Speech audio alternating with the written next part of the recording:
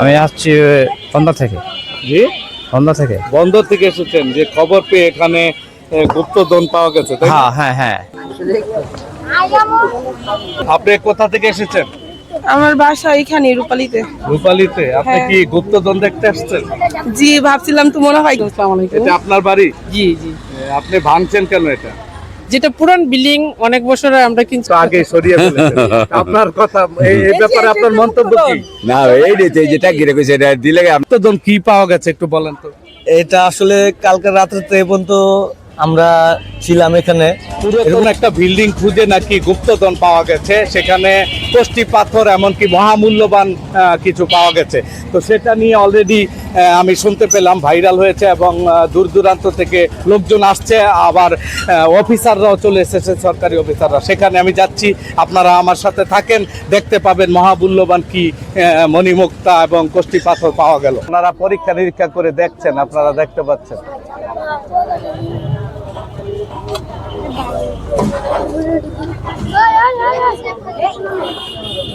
ওনারা সম্পূর্ণ মানে হাড়ি থেকে লোকজন দিয়ে সাইটগুলো খোঁড়া হচ্ছে। এগুলো সম্ভবত ওনারা এটা মানে সরকারি আওতায় নিয়ে যাবেন। ভিতরে কি আছে সেটা পরীক্ষা নিরীক্ষা করে দেখছেন যে আসলে সত্যতা কতটুকু। তো এই হাড়িটা সম্ভবত নিয়ে যাবেন।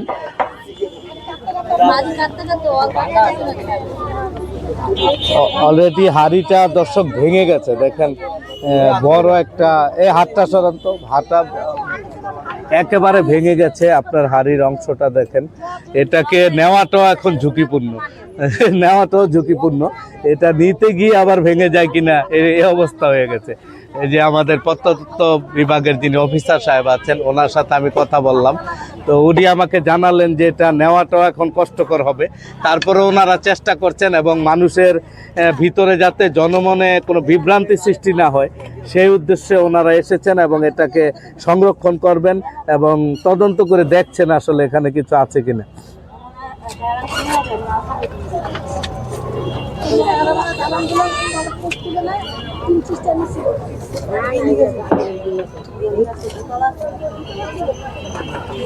আপনি কোথা থেকে এসেছেন? আমি আসছি বন্দর থেকে। জি, বন্দর থেকে। বন্দর থেকে এসেছেন, যে খবর পেয়ে এখানে গুপ্তধন পাওয়া গেছে, তাই না? হ্যাঁ হ্যাঁ। আসলে এসে কি দেখলেন? এটা দেখলাম একটা মটকা। মোটকা। দর্শক, দূর দূরান্ত থেকে নারায়ণগঞ্জ জেলায় মানে এটা ব্যাপক আলোড়ন সৃষ্টি হচ্ছে, তাই না? সবাই দূর দূরান্ত থেকে দেখতে আসছে যে গুপ্তধন কি গুপ্তধন এখানে পাওয়া গেছে। অবশ্য বিষয়টা প্রথমত ভাবলে রহস্যজনকই মনে হবে।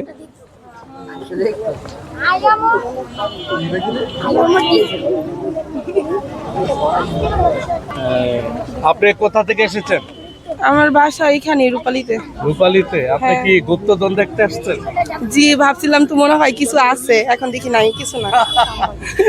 দর্শক দেখতেই পাচ্ছেন, সবাই এসেছে গুপ্তধন দেখতে, কিন্তু এসে ওনারা নিরাশ।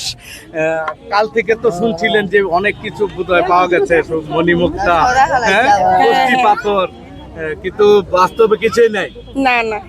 প্রত্নতত্ত্ব বিভাগের অফিসার তিনি আমাকে বলছিলেন যে এই মটকাটা এখন যে অবস্থায় আছে এটাকে নেওয়াটা খুবই কষ্টকর হবে। ওনারা সম্ভবত এখানে নেট ব্যবহার করবেন এবং ট্রাক দিয়ে নেওয়ার চেষ্টা করবেন। আপাতত এই মটকাটা আমাদের প্রত্নতত্ত্ব অফিসার আমাকে জানালেন যে এটা পানাম যে স্মৃতি আছে আমাদের, সেখানে নিয়ে রাখা হবে।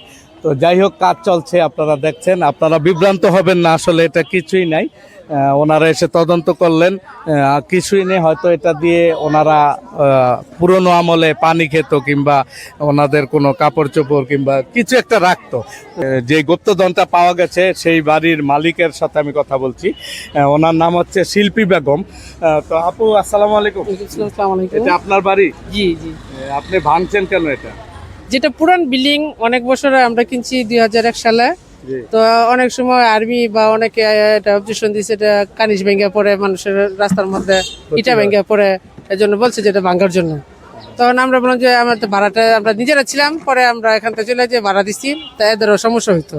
আস্তর ভেঙে পড়তো অনেকে মানে সেই জন্য হ্যাঁ, হ্যাঁ। বিল্ডিং করবেন হ্যাঁ বিল্ডিং কি মানে আমি একটা দোকান টোকান তোলার জন্য আর কি এটা ভাঙা দোকান করে ভাড়া দিবেন হ্যাঁ এই জন্য হিসাবে আর কি তো তো এই এটা যে সারা দেশে খবর হয়ে গেছে যে মানে এখানে মহামূল্যবান কিছু পাওয়া গেছে, আসলে কি পেয়েছেন আপনি বলেন তো? না এটা তো মানে এভাবে খোলাই ছিল, সিঁড়ির ভিতরে চিকন একটা সিঁড়ি ছিল, আমরা এটার ভিতরে ময়লা টয়লা তারপরে যেমন লার্কি মানে কিছু পান নাই তো? না, না, এটা অনেকে খোলাই ছিল। আমি রাস্তায় আসার সময় অনেকে বলল যে দর্শক ওনারা মালিক এই বাড়ি, অনেকে বলল যে ওনারা গুপ্তধন গুলো হয়তো আগে সরিয়ে ফেলেছে।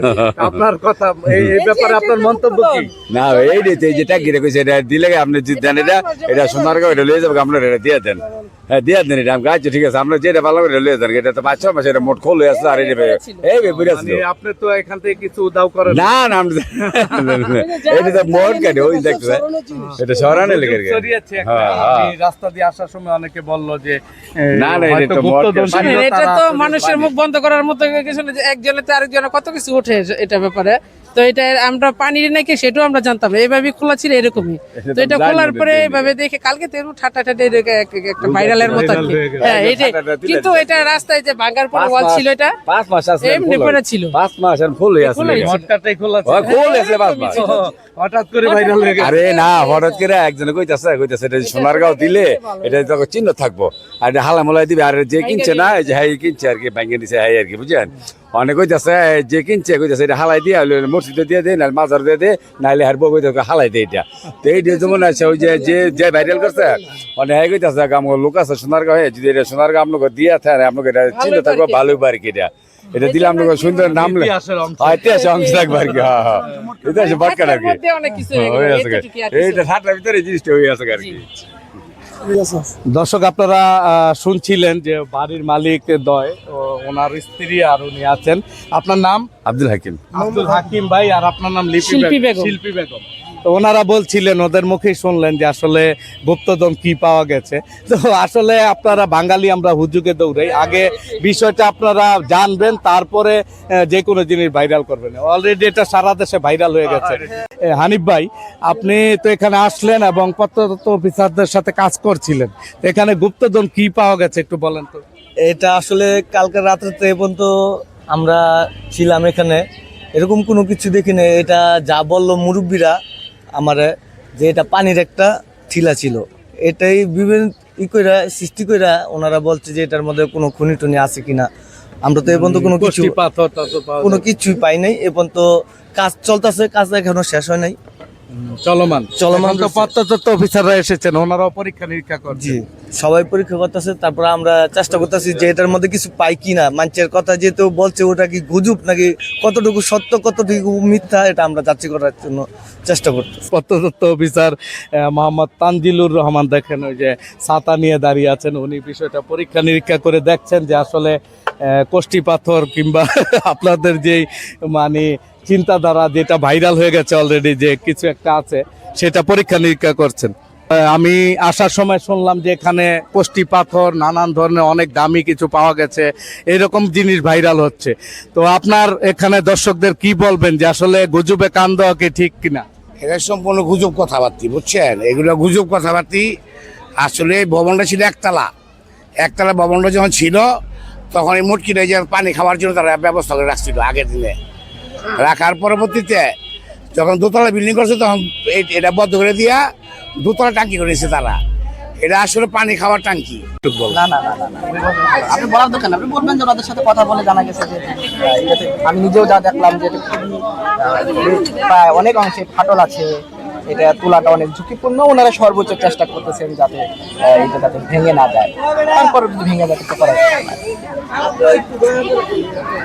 শুনলেন প্রত্নতত্ত্ব অফিসার মুখে। আসলে ওনারা অলরেডি গণমাধ্যমে সাক্ষাৎকার দিতে চাচ্ছেন না, কারণ বিষয়টা খুব সেনসিটিভ। কারণ বেশিরভাগ ইউটিউবার বলেন এবং যারা আপনার কন্টেন্ট ক্রিয়েটর আছেন তারা বিষয়টা গুজব ছড়িয়ে অন্যদিকে নিয়ে যায়।